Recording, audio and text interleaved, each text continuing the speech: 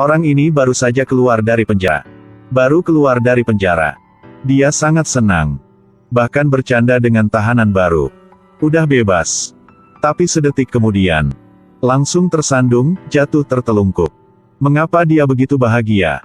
Bukan karena dibebaskan dari penjara. Itu karena dia akan menjadi jutawan. Ceritanya seperti ini. 2 tahun yang lalu, Miles dan 2 sahabat mencuri 1 berlian besar. Tapi rekannya akhirnya berubah. Mau sendirian aja. Perkelahian itu tidak sengaja terlihat oleh polisi. Dalam kondisi tidak baik, Miles menyembunyikan berlian. Dia menyembunyikannya di saluran ventilasi gedung yang sedang dibangun. Kemudian Miles ditangkap lagi. Sangat sulit untuk keluar dari penjara. Akhirnya bisa datang dapat diamond. Hal-hal seperti ini. Siapa yang akan sedih? Tetapi memang benar bahwa tidak boleh bersukacita terlalu cepat. Hari itu, Mil ke alamat tempat saya menyembunyikan berlian sebelumnya. Tapi ketika dia sampai di sana, dia langsung bingung.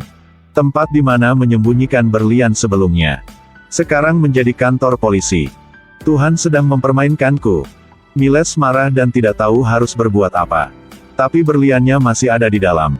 Bagaimanapun, dia masih harus masuk ke dalam dan mengeluarkannya. Jadi dia berpakaian seperti restoran pizza untuk masuk ke dalam. Langsung ke lantai 3. Tapi penjaga itu menghentikannya. Mengatakan bahwa hanya 2 jenis yang diizinkan masuk ke sini. Salah satunya adalah yang memakai borgol. 2 orang dengan lencana polisi. Orang seperti apakah kamu? Ini membuat Miles menegang. Buang-buang waktu untuk make up berubah wajahnya. Dia melihat seorang polisi mencoba menggesek kartunya untuk masuk. Jadi segera memberinya beberapa pizza ke orang itu. Kemudian diam-diam mencuri kartu aksesnya. Kemudian Miles menemukan seorang paman yang berspesialisasi dalam membuat palsu. Tolong bantu saya menyamar sebagai petugas polisi. Miles mencoba meniru gerakan dan kata-kata polisi di film. Mil sudah siap. Dia dengan bangga berjalan ke kantor polisi dengan tas kerjanya. Tapi baru buka pintu lift, bertemu sekelompok polisi lagi. Miles sedikit gemetar sekarang. Tapi Miles berusaha tenang. Akhirnya melewati gerbang ini. Langsung menuju ke lantai 3.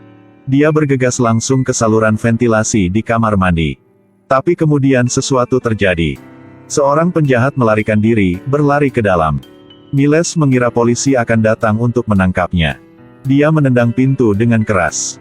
Kemudian cepat kendalikan penjahatnya. Baru dengar polisi datang. Bos besar melihat Miles sangat aneh, jadi dia bertanya. Kamu siapa? Kenapa kamu terlihat sangat aneh? Miles mengeluarkan lencana polisinya dan berkata. Saya baru saja tiba. Semoga bisa diajar. Baru sampai, sudah bantu yang lain. Bos besar sangat menyukai Miles, jadi dia mengirimnya 1 misi. Dan bawa pasangan bersamamu. 2 orang tiba di tempat kejadian. Pemiliknya mengatakan dia kehilangan banyak roda. Tapi Miles dengan cepat melihat petunjuknya. Dia pergi ke truk untuk menemukan roda yang hilang di luar. Kemudian hal yang tidak terduga terjadi. Ini adalah orang yang sangat licik. Untuk menemukan berlian yang disembunyikan di kantor polisi. Baru keluar dari penjara dan langsung pergi. Dia menyamar sebagai petugas polisi.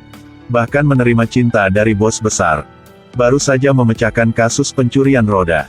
Dia berwujud polisi yang menyetir seperti pesawat, tidak takut sama sekali. Kemudian masuk ke supermarket untuk membeli sebotol air. Tapi kebetulan melihat perampokan. Pikiran Mil pertama tidak peduli tentang ini. Tapi sial. Rekannya keluar dari mobil untuk campur tangan. Pada titik ini, Miles harus mengambil tindakan. Dia menodongkan pistol ke kepala perampok. Tapi ketika bandit itu berbalik. OMG. Bertemu kawan. Ternyata dia adalah mantan rekan Miles. Miles diam-diam memberi kesempatan pada teman-temannya untuk kabur. Dalam kepanikan, dia menemui jalan buntu. Dia bahkan hampir mengungkapkan identitas Miles. Agar tidak terekspos. Miles melepas mantelnya. Dengan bangga berlari keluar untuk bernegosiasi dengan bandit. Setelah beberapa saat negosiasi. Rekan yang sangat bersemangat. Setelah semua itu. Dia sekarang menjadi penggemar setia Miles. Bos besar bahkan mempromosikan Miles menjadi pemimpin tim proyek-proyek. Tapi semua ini tidak masalah bagi Miles. Menemukan berlian baru itu penting. Setiap kali Miles masuk ke saluran ventilasi, sulit untuk menemukan di mana berlian itu berada. Tapi hanya rekaman itu yang bisa dilihat. Miles tidak menyerah. Dia pikir segala cara untuk menemukan berlian lagi. Untungnya, Tuhan tidak mengecewakan orang. Miles menemukan berliannya. Itu ada di saluran ventilasi ruang bukti. Tapi ketika Miles hendak masuk, sesuatu terjadi. Bos besar tiba-tiba memanggil dia. Dia mengatakan ada kasus yang membutuhkannya. Miles mencoba menolak tetapi pada akhirnya dia harus menerima. Dia dan rekan-rekannya pergi ke tempat kejadian. Tapi orang-orang FBI memandang rendah mereka. Bahkan tidak menyentuh bukti, menyuruh mereka minggir. Dalam perjalanan pulang, Miles berpikir sekaligus kesal. Dia menggunakan pengalamannya untuk berspekulasi. Ini jelas bukan kasus penyelundupan artefak sederhana. Pasti akan ada kesepakatan yang lebih besar di belakang. Mungkin adalah kokain. Dia sebelumnya adalah seorang pencuri terkenal. Sekarang menjadi polisi yang hebat lagi. Berdasarkan pengalaman perampokan selama bertahun-tahun. Memecahkan banyak kasus besar. Menjadi inspektur yang luar biasa. Tapi dia bertemu orang-orang jahat ini. Tidak melihat kekuatannya yang sebenarnya. Miles sekarang menunjukkan bakatnya dalam memecahkan kejahatan. Untuk menegaskan diri sendiri. Dia mengatakan bahwa setelah kesepakatan barang antik ini bisa menjadi kesepakatan narkoba. Biarkan kolega memberitahu dukungan di atas. Ikuti mobil di bawah ini. Tentu saja di dalam mobil. Mereka menangkap penyelundup narkoba. Mereka juga menyita sejumlah besar obat-obatan. Miles memanjat tumpukan narkoba untuk menemukan di saluran ventilasi. Akhirnya dapat berlian. Tapi hal buruk terjadi lagi. Tidak tahu suara siapa yang membuat Miles kaget. Berlian jatuh di dalam tumpukan narkoba. Pada titik ini, bos besar menyuruh FBI untuk datang dan mengambil narkoba ini. Tapi bagaimana Miles bisa setuju? Jadi dia membuat rencana. Gunakan obat ini untuk memancing pemimpin keluar. FBI mendengarnya. Melihat bahwa ide Miles sangat bagus, langsung setuju. Bahkan biarkan dia yang bertanggung jawab atas kasus ini.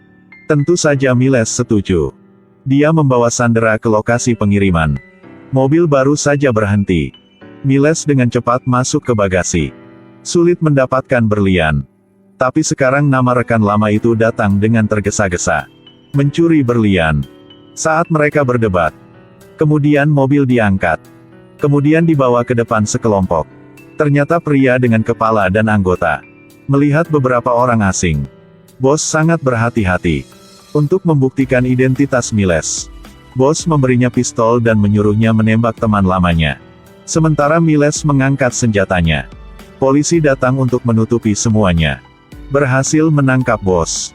Teman itu mengambil kesempatan untuk kabur. Miles segera mengejarnya.